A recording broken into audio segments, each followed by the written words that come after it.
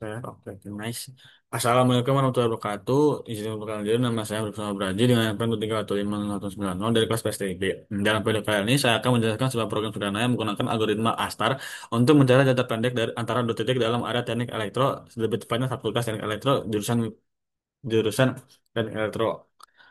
Masalah yang saya angkatnya adalah simulasi aplikasi lokasi fisik. Misalnya kita ingin tahu rute tercepat dari gerbang kampus menuju oleh operator dengan mempertimbangkan jarak antar lokasi. Nah, alasan yang saya pilih karena alasan yang saya pilih dari Asar ini karena sangat cocok gerak berbobot dan berarah, menggabungkan keunggulan dari algoritma Dijkstra yang mencari jarak terpendek dan Gradibus search yang mencari pencarian ke arah dengan menggunakan heuristik. Setelah itu ada hasilnya akurat karena tidak hanya memperkirakan jarak sejauh ini, tapi juga memperkirakan jarak ke tujuan. Langsung saja kita programnya. Pada baris pertama itu kita mengimpor have yaitu baris Python untuk membuat predictive query berbasis struktur data have. Ini kita gunakan agar node dengan estimasi jarak terendah terproses terlebih dahulu. Setelah itu di situ kita mendefinisikan garis berbobot, mempresentasikan peta kampus bisa dilihat di ini. Saya menginfokan 6 titik titik tempat yaitu gerbang, perkiraan teknik, gedung metan, gedung H, labek, dan lab elektro. Setelah itu saya menggunakan heuristik yaitu perkiraan jarak dari setiap titik menuju tujuan akhir. Di bagian heuristik ini uh, terdapat heuristik nilai masing-masing perkiraan jarak satu satu yang lainnya. Sekarang kita mendefinisikan fungsi astar search. Nah, kita buat fungsi astar search yang memiliki empat parameter yaitu graph, start, goal, dan heuristic. Selanjutnya itu pada open set adalah priority query. Kita memasukkan titik awal dengan estimasi total 0 plus heuristic tuple yang kita masukkan berisi estimasi total sejauh apa node saat ini, path atau rute yang sudah dilewati. Satu ada pixelated set.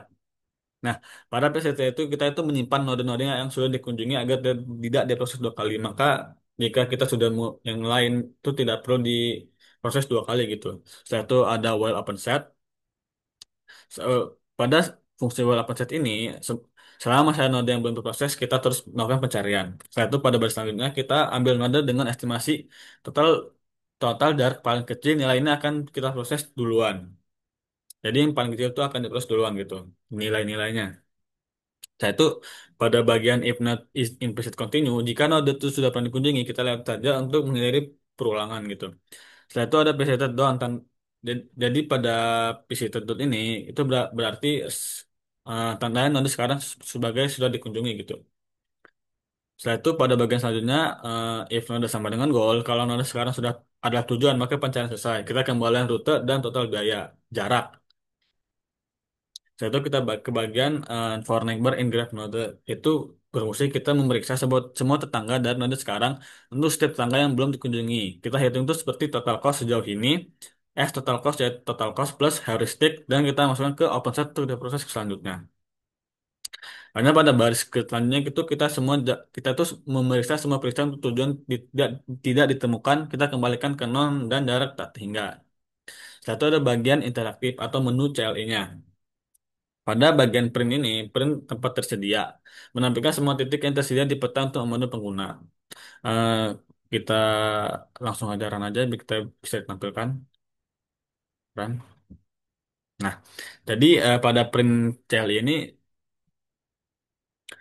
di pada print bagian awal tempat yang tersedia itu menampilkan sebuah lokasi-lokasi yang tadinya sudah kita tulis dan akan menampilkan di konsol ini. Terdapat beberapa rute yang apakah kita mau dari sini ke sana ataupun dari sana ke sini. Kita ambil contoh untuk mengambil gerbang sebagai awal kita awal awal tempat kita.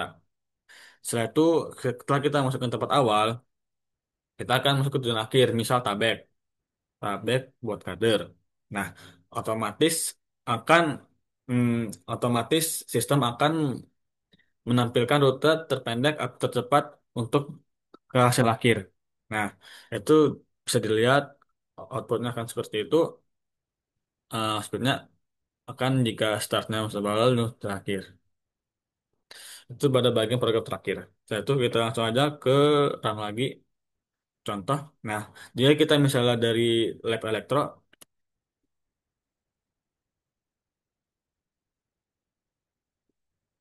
lab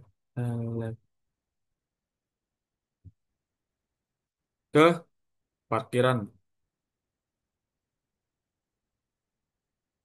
teknik. Ya, otomatis akan juga menampilkan rute tercepat. Seperti itu.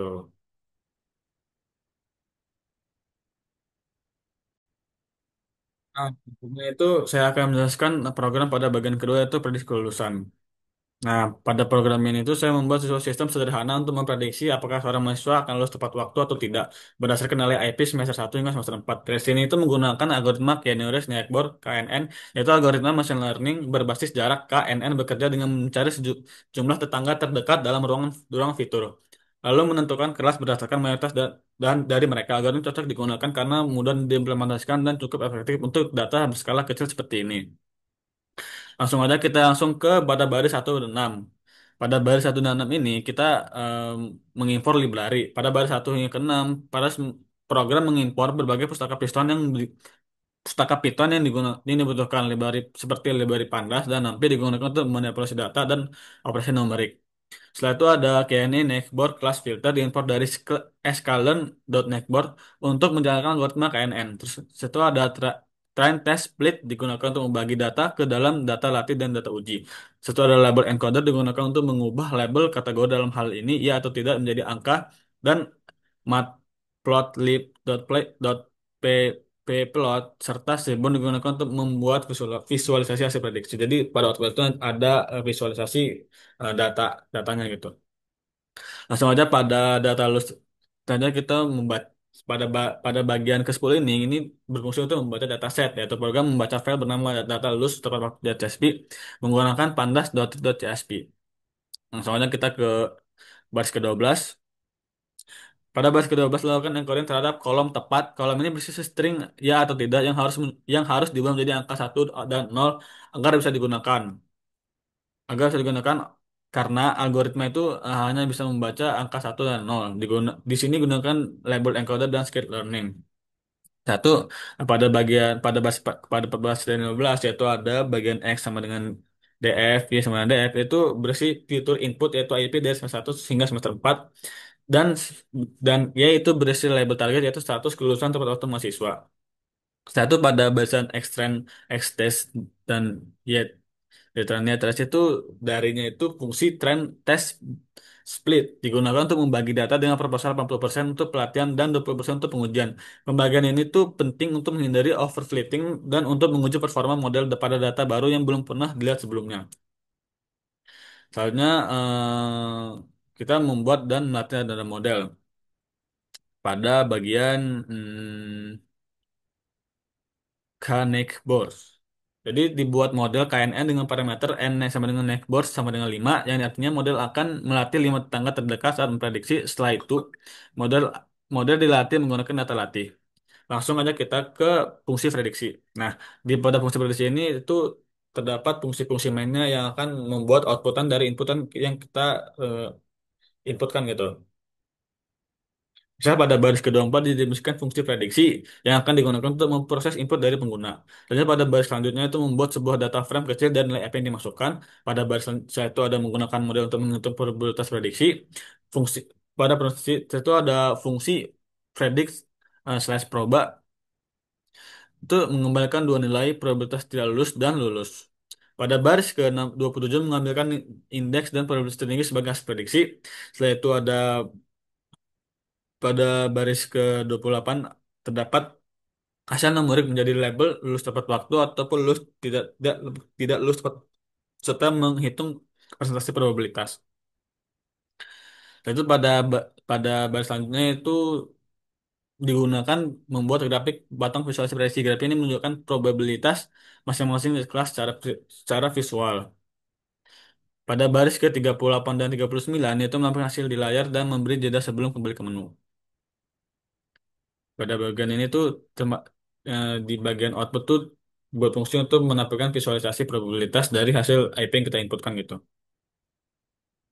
Nah, setelah itu pada bagian terakhir ini, pada bagian child ini, eh, pada baris ke 47 pengguna diberikan tiga opsi, yaitu input nilai IP secara manual ataupun mengambil data dari dataset yang telah kita tentukan. Setelah itu, pengguna akan diminta untuk mengetikkan ketika pada baris ke-55, ketika kita memilih opsi satu, maka pengguna akan diminta mengetikkan IP satu sampai hamster 4 menggunakan fungsi prediksi. Kita jalankan. Ke- Pada opsi kedua, kita memilih data pada dataset, dan pada opsi ke nol, opsional, maka eh, sistem akan berakhir itu. Maka kita coba coba aja, Diran. Nah, pada tampilan terminal itu terdapat tiga opsi yang bisa kita pilih.